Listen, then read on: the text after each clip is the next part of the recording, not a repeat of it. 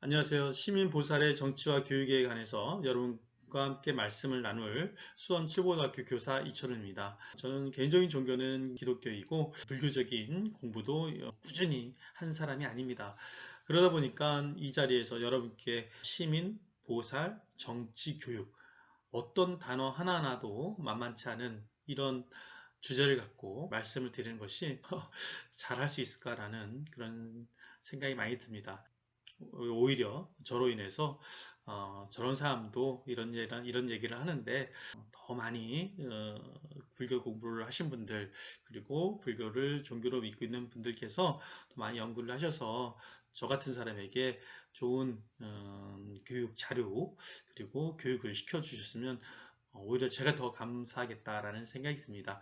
이 자리에 서서 이 얘기를 할 수 있는 이유는 아마도 박병규 교수님하고 제가 번역한 불교 정치를 말하라는 책이 출간되면서 2021년에 세종도서로 학술 부분에 선정되어서 그런 계기가 되지 않았나라는 생각도 듭니다. 매튜 제이 무어라는 미국의 비교 정치학자가 서문에 이런 말을 해요. 이슬람 정치 사상, 유교 정치 사상, 심지어 아프리카 사상까지도 최근에 서양이 갖고 있는 기존의 사상만으로 해결되지 않는 문제점들을 보완하기 위해서 연구가 되고 있는데 이상하게 불교의 정치 사상에 대해서는 아무런 관심도 없다. 상당히 당혹스럽고 상당히 불행한 일이다라고 지적을 하고 있는데 저도 사실 그런 생각을 하게 됩니다. 우리나라는 삼국시대 이래로 부족 국가에서 하나의 중앙 집권적인 국가 형태를 띠는 데 있어서 불교가 너무나 큰 역할을 했다는 것 너무나 명확한 일이고 고려시대 불교국가라고 하잖아요. 조선의 수도를 정하는 데 있어서도 한글이 창제되는 과정에서도 이후에 무슨 외침에 있어서도 일제시대 때 독립운동에 있어서도 물론 부정적인 측면도 없지 않아 있었겠지만 상당히 우리나라의 역사에 불교는 긴밀하게 연결되어 있고 정치적인 측면에서도 연결이 되어 있다고 생각이 됩니다. 그리고 현재에도 전 세계에서 많은 사람들이 불교를 종교로 믿고 있고 동남아시아 같은 경우는 불교를 헌법적인 가치로 삼고 있는 나라들도 있고 우리나라도 불교가 정치에 영향을 끼치는 것이 분명히 있다고 생각이 듭니다. 그런데도 불교가 정치에 줄 수 있는 지혜, 메시지가 무엇일까에 대해서는 정말로 뚜렷하게 다가오지 않는 것도 당혹스럽고 불행한 일이다. 매튜 무어의 입장과 저의 입장이 같다고 생각이 들었습니다. 또 저 개인적으로 윤리교육과 관련돼서 말씀을 드리자면 정치 이데올로기 하면 존 로크, 루소, 호브스, 플라톤 이런 서양 사상가들의 전유물이다라고 흔히들 생각할 수 있을 수도 있겠지만 실제로는 고등학교 윤리 교과서만 보더라도 유교에서는 공자의 덕치, 맹자의 왕도 정치, 역성혁명, 도가에서는 소국가민, 무의의 치, 이런 것까지 자세하게 다뤄지고 있거든요. 그런데 불교에 대해서는 전혀 다뤄지지 않고 있어요. 불국토를 지향했다. 근데 그 불국토가 뭐냐라는 내용은 그 어디에도 있지 않고 현재 고등학교에서 채택할 수 있는 윤리 교과서가 5종인데 그 중에 딱 한 종에만 불국토가 있다라고만 되어 있지 나머지 4종의 교과서에서는 불교에 대해서 불교가 지향하는 나라 정치 이런 것에 대해서는 전혀 언급이 되고 있지 않은 상황이어서 균형감이 없다. 동서양의 균형도 없고 또 동양에서의 사상적 균형감도 많이 떨어진다라는 생각을 하고 있던 터에 매튜 모의 불교와 정치 이론이라는 책을 접하게 됐고 번역을 하게 되어서 출간이 되었습니다. 올해 수능 문제입니다. 갑을 사상가들의 입장으로 적절한 것만을 보기에서 있는 대로 고른 것은 갑은 자연 상태에서 개인은 재산권뿐만 아니라 타인이 자연법을 위반한 것을 판단하고 처벌하는 권력을 가진다. 이 처벌권을 공동체에 양도하는 곳에서만 정치사회가 존재한다. 존 로크의 입장이고 자연 상태가 곧 전쟁 상태라고 보는 사람 만인의 만에 대한 투쟁 상태 이렇게 얘기하고 있는 홉스입니다. 이 가불에 대해서 비교하는 문제가 시험 문제에 나오고 있는데 그러면 나라는 이런 국가가 없던 자연 상태가 있고 사람들은 재산을 지키기 위해서 아니면 또 어떤 투쟁 상태를 벗어나기 위해서 국가를 만들었고 그런 국가는 어떤 의무를 갖고 있고 또 시민은 국가에 대한 어떤 권리와 의무를 갖고 있는지 이런 것들에 대해서 깊이 있게 다뤄지고 있습니다. 정답은 뭘까요? 네, 한번 고민해 보시고 그런데 이런 얘기를 서양 사람만 했을까? 그렇지 않죠. 국가 이전의 상태가 있고 국가 이후의 상태가 있고 또 통치자가 어떤 선택에 의해서 선출되고 어떤 정치를 해야 되는가, 당연히 동서양 어디를 막론하고 다 있음에도 불구하고 서양만 유독 강조되는 면도 있습니다. 혹자는 또 그런 말을 합니다. 서양 사상은 꾸준히 발전해 왔고 동양은 어떤 수양론, 수행론에 머물러 있는 거 아니냐. 그렇기 때문에 굳이 그 동양적 사상이 필요하지 않다라고 지적하는 분도 있는데, 이 부분에 대해서 매튜 무어도 이런 말을 합니다. 21세기의 불교적인 이상사회, 이상정치를 그대로 실현할 수는 없을 것이다. 그런데 중요한 것은 존 로크식의 군주제든 심지어 한나 아렌트가 말하는 인간 공동체든 그대로 적용할 수 있는 정치 이론은 이 세상에 단 하나도 없다. 근데 마치 불교, 동양의 정치 이론은 그런 의미로 비판한다는 것은 오히려 그렇게 바라보는 시각 자체가 비판받아야 되는 거지, 그 자체로서 지혜나 이론적인 한계가 있다라고 말할 것은 아니다 라고 얘기하고, 우리가 정치 이론을 공부하는 것은 이미 만들어진 완벽한 정부 형태나 모든 지의 원천을 삼을 만한 완벽한 사상가를 찾으려는 노력이 아니다. 오히려 정치와 관련된 일련의 문제를 폭넓게 생각하고 있고 또 비판적으로 이해할 수 있는 어떤 기준, 단서, 지혜를 찾는 그런 것을 공부하는 것이 정치 이론이다라고 얘기하는데, 전적으로 동의합니다. 완벽한 것이 어디 있겠습니까? 다만 우리가 좀 더 배울 것이 있다면 또 겸손한 자세로 공부하고 인류가 만들어낸 위대한 지혜를 후손들에게 또 학생들에게 물려줘야 되는 것이 아닌가라는 생각이 듭니다. 본격적으로 매튜 무어가 말하고 있는 불교 정치를 말하다에서 언급하고 있는 불교 정치의 세 가지 기본 요소에 대해서 말씀드릴 텐데요. 먼저 무아입니다. 매튜 무어는 무아가 불교 정치의 핵심이라고 얘기합니다. 왜냐하면 이 무아라는 것은 단지 영원 불변하는 그 영혼에 대한 거부에 그치는 것이 아니라 시간이 지나면서 지속적으로 형성되는 인격 또 자아의식, 이런 것들을 모두를 거부한다라고 얘기를 하는데, 왜 이게 중요하냐면 불교에서는 개인 간의 갈등, 사회적 충돌의 주된 원인이 독립된 자아, 아생에 빠진다고 하잖아요. 자기만의 어떤 것이 있고 자기만의 아집에 빠지는 이런 것들에서 사회적 갈등, 개인 간의 충돌이 있다고 얘기를 하고 있고, 이런 것들은 우리들 일상에서 너무나 자주 발견되는 일들 아니겠습니까? 쪼갤 수 없는 하나하나 그런 개인이 서로의 이익과 권리를 위해서 싸우고, 그렇기 때문에 연대하지 못하기 때문에 외롭고 고독하고 더 예민해지고 치열해지는 문제가 발생하고 있죠. 이런 것들을 지적한 것이 불교다라고 얘기를 하고 있고, 실제로 이런 것들에 대한 그 문제의식은 서양 사상에 있어서 아주 오래됐죠. 예를 들면 서양에서 그 어떤 실체, 고정된 실체라는 것을 기반으로 한 철학의 역사를 다 깨부셨다, 망치를 든 철학자라고 하는 니체 도 이런 그 무아를 얘기하잖아요. 그렇지만 이 부분, 이 무아에 대한 얘기는 그 불교 정치를 말하다 중반부에 좀 더 자세히 다뤄지는데, 특히 누구랑 많이 비교되냐면 니체와 불교의 무아에 대해서 많이 비교를 하더라고요. 니체도 어떤 실체로서의 자아는 인정하지 않는다, 불교와 같이. 하지만 니체의 자아하고 불교에서 말하는 자아는 차이가 있다라고 얘기를 합니다. 불교에서는 실체로서의 자아뿐 아니라 심리적인 실체, 이런 것들도 존재하지 않는다, 그렇게 얘기를 하는데 이 부분에서 차이가 있다라고 얘기를 합니다. 니체 같은 경우는 실체로서의 자아는 없지만 다른 존재와 구별되는 어떤 욕망, 감정, 육체를 지속하고자 하는 그런 욕구로서의 자아는 존재한다. 영속적 자아다라고 얘기를 하는데, 이전에 형이상학적인 자아, 어떤 실체로서의 자아는 니체도 불교도 부정한다. 하지만 니체는 어떤 영속적인 끝까지 어떤 나라는 것을 고집하는 그런 자아는 있다라고 보는데, 불교에서는 그마저도 없애야 된다라는 입장에서 차이가 있다라고 얘기를 하거든요. 니체는 그런 영속적 자, 고집하는 자를 지탱하기 위해서 끊임없이 어떤 의지하고 있는데, 그것이 유명한 권력의 의지라고 표현하고 있고, 그 권력에 대한 의지 속에서 주인의 도덕이 있고 노예의 도덕이 있고 이렇게 얘기를 하잖아요. 그래서 당당하게 자신의 권력을 쟁취해 가고 약함을 거부하는 이런 사람들이 어떤 주인의 도덕을 중심에 있다면, 노예의 도덕들은 약자의 도덕이라고 해서 원한 분노의 감정. 뭐 잘 안 되니까.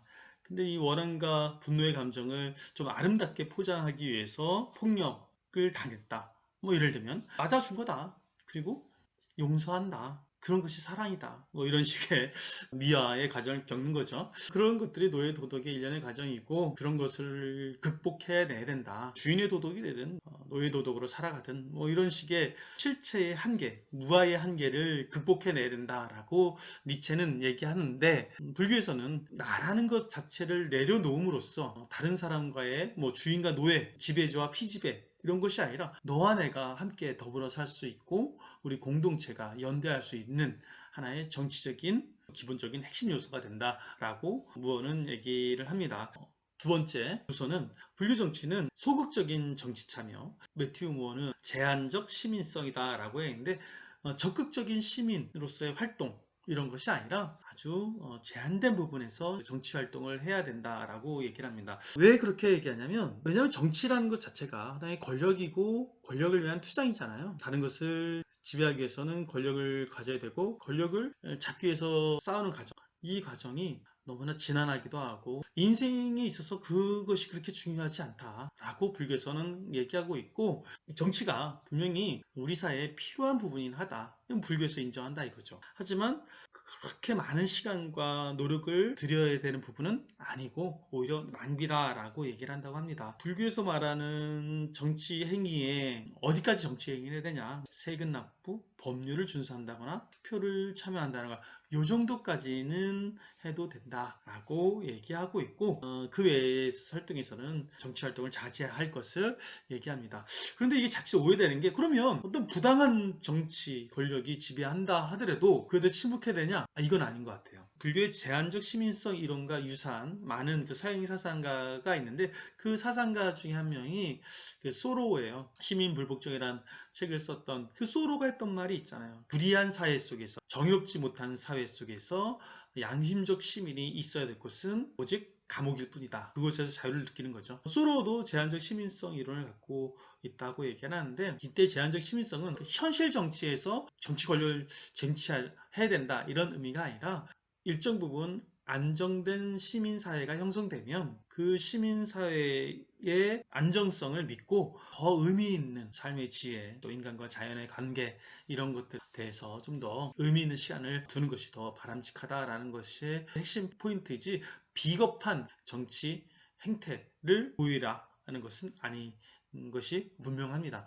정리하자면 제한적 시민성 이론 4가지 정도의 주장이 있는데요. 첫 번째는 정치는 불가피하다. 하지만 이익이 된다. 두 번째, 정치는 충분히 도덕적으로, 실질적으로 중요하다. 하지만 신중한 사람은 자신들의 정치적 결정을 안내해주고 어느 정도까지 정치적 활동에 참여해야 하는지에 대해 한계를 결정해주는 규범적 이론을 반드시 필요로 한다. 그리고 세 번째, 정치는 인간의 다른 관심사와 비교한다면 상대적으로 그렇게 중요하지 않고 신중한 개인들은 정치에 소요되는 시간과 관심을 최소화한다. 네 번째, 정치는 정치가 단지 바람직한 것을 얻기 위한 신통한 전략도 아니고 대체로는 무관한 것이라는 입장을 취합니다.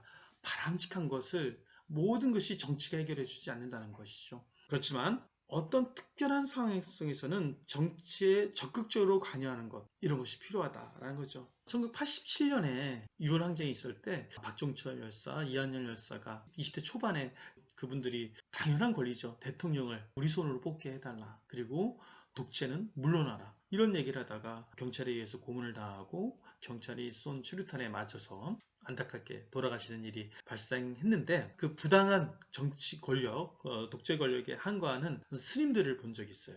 한 손에는 박종철, 이한열 열사의 사진을 들면서 박종철을 살려내라, 이한열을 살려내라 라고 했던 그런 스님들의 모습이 기억나는데요. 아마 그분들이 불교 경전을 공부 더 많이 하셨을 것 같아요. 부당한 독재에 의해서, 부당한 권력에 의해서 시민들이 고통을 받고 있는데 적극적으로 관심을 표하지 않는다? 그렇지는 않을 거죠. 어느 시점에는 목숨을 건 민주화 운동도 하고 중생을 구제하기 위한 활동을 하는 것은 너무나 상식적인 기대가 아니고 그러하지 않을까라는 생각이 드는데 매튜 무어도 그런 부분을 지적하고 있습니다. 제한적 시민성 안에서는 비겁함이 아니라 삶의 중요한 가치에 더 포인트를 둬라. 하지만 고통받는 정치 환경이라면 그 정치 환경을 개선하기 위해서는 적극적으로 에너지를 집중해라 라는 의미를 담고 있지 않을까라는 생각이 듭니다. 마지막으로 불교 정치의 세 가지 기본 요소 중에 세 번째는 자연주의, 비실제론인데, 자연주의는 뭐냐면 어떤 절대적인 실을 믿는 것은 아니다라는 입장인 것 같습니다. 서양 사상에 비교한다면 칸트 같은 사람들이죠. 뭐 언제나 동일한 어떤 기준이 있고, 그런 기준에 의해서 하나의 원칙을 일관되게 고수하는, 그리고 어떤 신의 명령이 있는 것처럼 기독교의 의무를 강조하는, 이런 거는 차이가 있다라는 것 같습니다. 자연주의, 우리가 하나의 자연의 일부로서 존재한다는 거죠. 서양의 대표적인 자연주의 학자, 윤리학자를 얘기한다면 공리주의, 이런 것들이 있을 텐데, 공리주의 보면 벤담이 있죠. 벤담이 쓴 도덕과 입법의 원리가 되는 도덕과 입법에 관한 서서, 이 책을 보면 그 서문에 이렇게 나오거든요. 자연은 우리에게 쾌락과 고통의 두 군주를 줬는데 이 두 군주만이 우리들의 어떤 삶의 기준이 된다라는 말로 시작되는 책이 있는데요. 초자연적인 것이 아니죠. 누구나 고통을 받고 있고 누구나 고통을 회피하고자 하는 욕구가 있다는 거죠. 불교 정치는 고통을 직시하는 거죠. 고통에 대한 깨달음, 이 고성제로부터 우리가 고통의 원인을 찾는 집성제, 고통을 멸하는 멸성제, 고통을 멸하는 과정인 도성제, 이런 것들을 다 연결시킬 수 있는 거잖아요. 개인의 아픔이든 이 사회의 아픔이든 고통받는 사람들, 제가 아는 교수님이 이런 말씀을 자주 하시더라고요. 내 몸의 중심은 어디냐? 고통받는 곳이 내 몸의 중심이다. 그럼 이 사회의 중심은 어디가 되어야 되겠냐? 고통받는 사람들이 있는 곳이 이 사회적 관심의 중심이 되어야 된다라고 말씀하시는데, 저는 그 말이 너무나 와닿습니다. 아마 시민 보살들도 그런 목적이 아닐까요? 보살이 갖고 있는 가장 큰 매력은 현실을 떠나지 않는 보살행을 한다는 거잖아요. 깨달음은 얻었지만 깨달음을 향하고 있고, 또 깨달음을 향하면서도 깨달음을 얻고 있고, 또 깨달음에 집착하지 않고 깨달음을 깨닫지 못한 중생들을 끊임없이 자비를 베풀고 보살행을 행하는, 이런 모습이 시민보살의 가장 큰 실천의 덕목이 아닐까라는 생각이 듭니다. 우리 사회에 많은 사람들이 고통에 빠져 있습니다. 더 좋은 사회는 더 잘 사는 사람들이 더 잘 사는 사회가 아니라 더 고통받는 사람들이 덜 고통받고, 너도 잘 살고 나도 잘 사는 그런 사회가 아닌가, 이런 생각을 합니다. 불교 정치의 세 가지 기본 요소 중에 세 번째, 자연주의, 비실제로는 우리들이 고통받고 있다는 이 자연적인 현상, 너도 자연이고 나도 자연이고, 너도 고통받고 있으면 이제 이 고통에서 벗어날 수 있게 이끌어줄 수 있는 지혜가 불교에 있다라는 것을, 우리가 아는 것을 매튜 무어도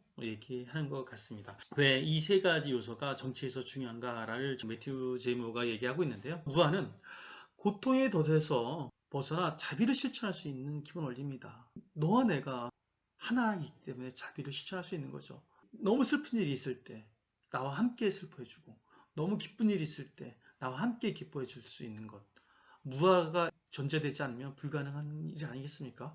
그렇기 때문에 무아는 가장 중요한 정치 원리 중에도 하나다라고 매튜 무어는 보고 있습니다. 두 번째, 제한적 시민성. 정치인은 시민성을 통한, 시민이라는 것은 정치 참여를, 서양적 시민은 정치에 적극적 참여를 기본으로 하고 있는데, 불교적인 시민은 시민활동에 어떤 제한성을 두고 있다. 왜? 아까도 말씀드렸지만 더 중요한 것이 있기 때문에, 자신의 욕구를 먼저 충족하기 위한 인간의 특성, 이런 특성을 제어하기 위해서 시민성은 제한되어야 된다, 이렇게 보고 있습니다. 하지만 중요한 것은 비겁한 시민은 아니다 라는 것이고, 세 번째, 자연주의, 비실제론. 정치는 사람들의 목표를 달성하기 위한 유용한 가치일 뿐이다. 정치행위 자체가 하나의 실제로서 존재하는 그런 신적인 존재, 그런 것들이 아니고 그런 기준이 있지도 않다. 우리가 정치를 통해서 할 수 있는 것은 이 세상에 존재하는 고통을 감해주고 많은 사람들이 행복해질 수 있는 그런 사회를 만드는 것이다 라는 것을 무아, 제한적 시민성, 자연주의, 비실제론, 이런 것들을 통해서 얘기를 하고 있습니다. 정부론에 대해서 간단하게 얘기를 하겠습니다. 몇 가지 경전을 소개하면서 매튜 무어는 그 불교 정치를 이야기하고 있는데요. 뭐 대부분 초기 경전, 니까야 중심의 경전입니다. 초기 경전에 나타난 그 남방불교 중심일 수도 있고, 의 입장에서 나타난 정부론을 좀 얘기한다면 마하삼마타, 인민의 선택, 이렇게 얘기를 하고 있는데, 정부가 어떻게 구성됐냐면 사람들이 함께 이렇게 모여 사는 시가 생겼다고 하더라고요. 사람들이 원래는 이렇게 뭐 향기롭고 좀 자극적이고 이런 것들을 추구하진 않았는데, 사람들이 어느 순간부터 그런 것들을 맛보게 되면서 모여 살게 되고, 이런저런 악행이 발생하게 되고, 컨트롤할 수 있는 어떤 정치 지도자가 필요하지 않을까?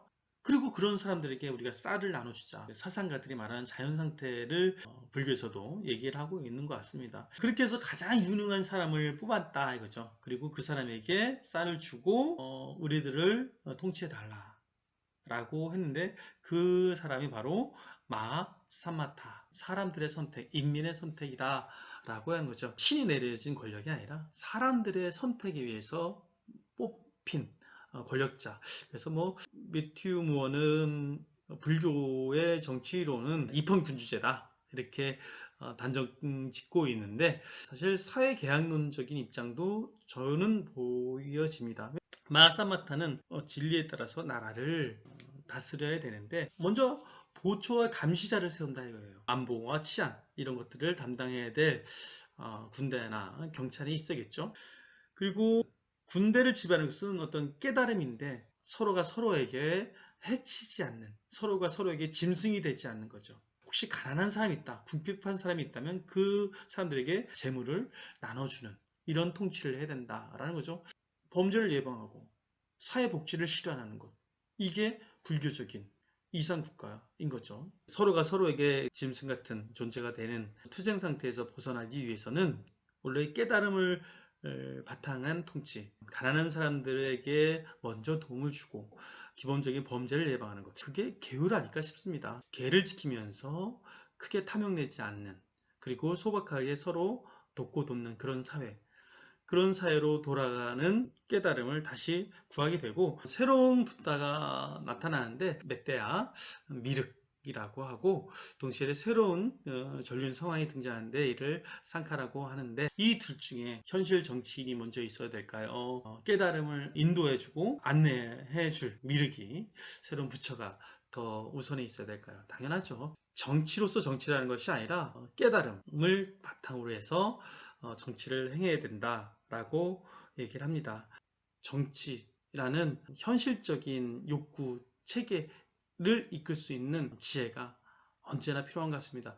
시민 보살들이 필요한 이유도 욕구 중심, 갈등 중심, 분쟁과 편가르기 중심, 이런 시대를 정말 통합할 수 있는 자비적인 정신이 필요한데, 그것은 바로 스스로가 계율을 잘 지키고 이웃을 사랑하는 헌법적인 가치, 그 불교적인 헌법, 그런 거 아닐까 싶습니다. 불교 정치를 말한다 해서 부처님이 기본적으로 이상적인 정치 공동체가 되기 위한 하나의 세부적인 지침을 줬다 하면서 소개한 부분이 있는데, 한번 살펴보도록 하겠습니다.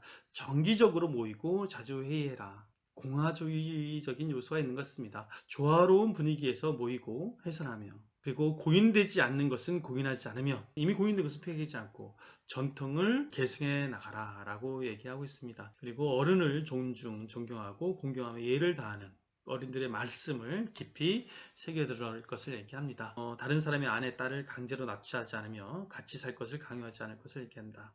누구나 누려야 될 보편적 인권이 학생에게 없었기 때문에, 여성에게 없었기 때문에, 노동자에게 없었기 때문에 노동자 인권, 여성 인권, 학생 인권 이렇게 얘기할 뿐인데, 그것이 마치 그 말 자체로 어떤 소수자들의 인권만을 내세워서 많은 사람들을 희생하게 만든다 라고 오해되는, 이런 것들이 시민사회 공동체에서 발생하지 말아야 될 일이다 라는 것을 이미 부처님이 말씀을 하고 계신 것 같습니다. 그리고 정치인들이 지어야 될 어떤 자세에 대해서 얘기를 하고 있는데요. 사백론이라는 경전에서 나온 얘기들을 조금 발췌했습니다. 조금의 보수를 받는 사회의 봉사자가 왜 이렇게 거만할 수 있겠는가?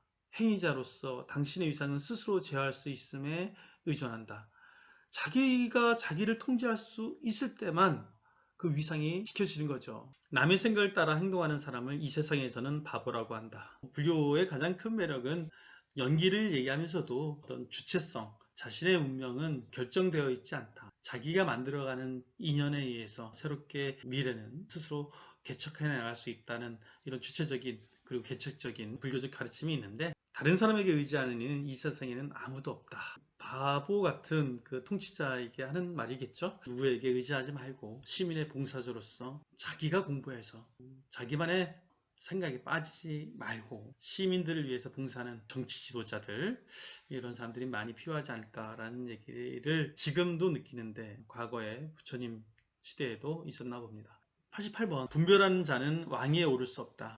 편가르는 사람이 있죠. 네 편, 내 편. 어리석은 이들은 동정심이 없기 때문에 무자비한 통치자들인 이들은 백성을 보호하더라도 종교적 수행이 되지 못한다. 뭐 공자님도 그런 말 하잖아요. 소인들은 끊임없이 편가르고 군자는 끊임없이 조화롭게 한다. 123번 보겠습니다. 마음을 끊임없이 다스려 다시 태어난 사람이 온 세계의 통치자가 되어야 하지 않겠는가.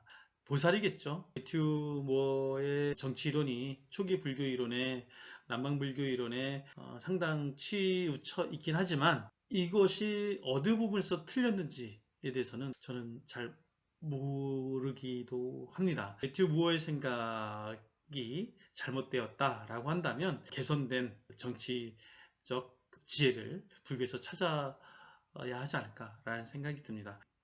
영화 리틀 붓다, 부처님을 역한 키아누 리브스가 고통받는 사람들을 보면서 눈물을 흘리는 장면입니다. 사문추류를 했을 때 인간의 생로병사의 고통을 보고 출가를 결심하게 되는 그 장면에서 우는 장면입니다. 자비로운 부처님이라면 늙은 노동자들이 삭발을 하면서 투쟁하는 오늘의 현실, 단지 놀러 갔을 뿐인데 거기서 생명을 잃어버리는 희생자들, 또 그들의 부모의 절규, 20년 넘게 장애인 이동권을 얘기하는데 엄격한 법의 기준을, 잣대를 들이대는 이 현실, 자비로운 부처님이라면 얼마나 크게 눈물을 흘리셨을까라는 생각이 듭니다. 아마 시민보살 분들도 그렇지 않을까라는 생각이 들고, 우리들의 정치가 약자들에게, 이분들의 아픔에 귀담아주는 그런 정치가 꼭 시민보살 분들에 의해서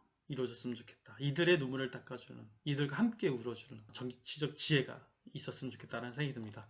난장이가 쏘아 올린 작은 공, 조세희 작가께서 돌아가셨는데, 난쏘공의 주인공 이름이 김불이라고 하죠. 너와 내가 둘이 아니다, 너와 내가 하나라는 의미의 불이었으면 좋겠는데 그렇지 않죠. 노예가 아니다 라는 의미의 불이죠. 아버지를 난장이라고 부르는 사람을 다 죽여. 그래, 다 죽여버릴 거야 라고 하면서 이렇게 소설이 끝났는데요. 니체적인 책이라고 많은 사람들이 평가합니다. 난장이가 아니다. 난장이라고 말하는 사람들을 분노해라. 그리고 그들을 죽여라.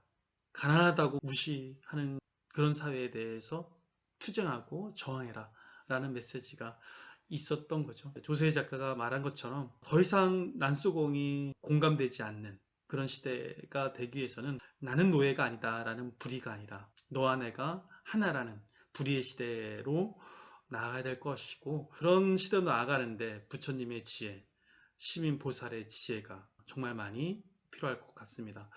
이상 마치도록 하겠습니다.